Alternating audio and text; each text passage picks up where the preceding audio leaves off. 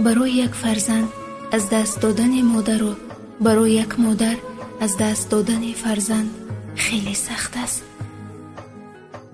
ترانه بخشیده می شود به احساس قلب و وجود یک مادر جوانی فرزند گم کرده جهان را. یک روز جهان را از زندگی و احساس خود برایم قصه کرد. آن احساسی که یک مادر بعد از دست دادن فرزند دارد و از دردها و پریشانی هایش حرف زد. جهان را امروز مادر دو فرزند، دو پسر زیبا و دوست رویک است که اگر سومش نمی گذشت مادر 3 فرزند می شد.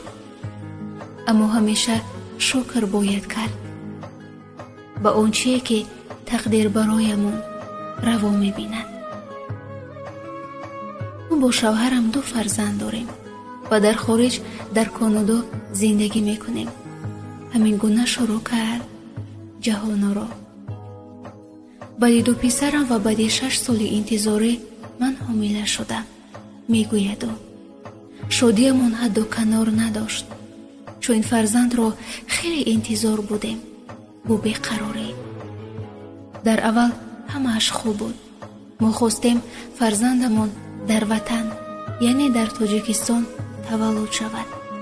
بنابراین به وطن آمدیم.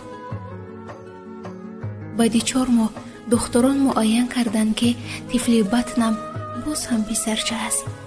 خیلی شاد بودم. با بیقراری انتظار تولید شدنش بودیم. همه چی تحت نظر بود. خیلی احتیاط میکردم. خیلی امیدم از آن طفل هنوز تولید نشدم خیلی کلان بود که ناگه در 6 ماهگی هنگام تشخیص دکتران معاین کردند که کودک ناسالم است، یعنی بیمار. وقتی این خبر رو برایم دادن دست و پایم شکست و گویا آب خنکی را از سر و رویم ریختن.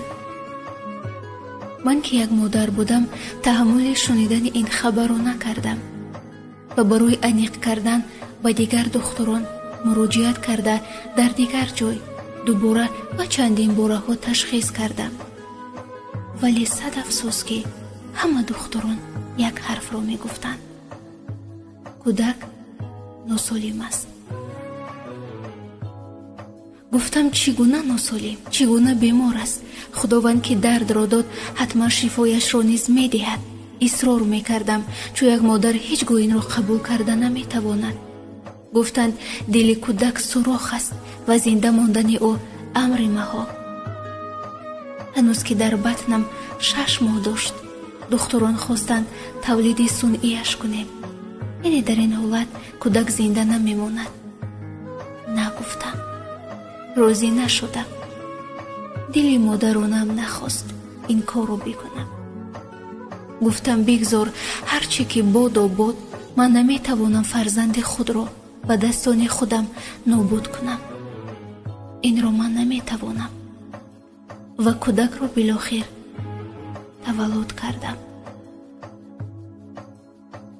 اوه چقدر کودک زیبا بود که توصیفش مشکل.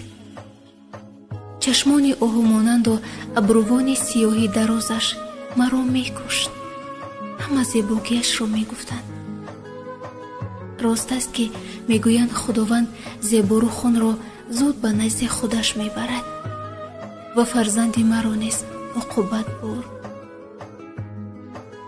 وقتی من او را تولید کردم امیدم به خداوند خیلی زیاد بود و هر لحظه ای که به او شیر می دادم و مهر می بستم امیدم به خداوند بیشتر و بیشتر می گشت. فکر کردم می توانیم جان کودک را بخریم. فکر کردم همش خوب می شود و کودک شفا می یابد. ولی صد افسوس، در 5 ماهی که او در این دنیای سراپا پر از خطا و گناه زندگی کرد همگی 1 ماهش در خانه بود و خلاص. باقی بیمارخانه به بیمارخانه می گشتیم. همه کارو برایش کردیم. هرچی که گفتن کردیم. داروهای گرانبها رو از خارج آوردیم. тамоми варақаҳои ташхисҳояшро ба Канадаву Русия фиристодем. ҳатто дуо ҳам хондем, аммо ҳеҷ кадом фоида накард. баъди 5 моҳи талошҳову даводавҳо ман фарзандамро, ки номашро Муҳаммад монда будем, аз даст додам. рӯзе ки ман хабари бемориашро шунидам ва рӯзе ки ӯро аз даст додам, ман 10 чанд рӯи ҳам шикастаму шикастам.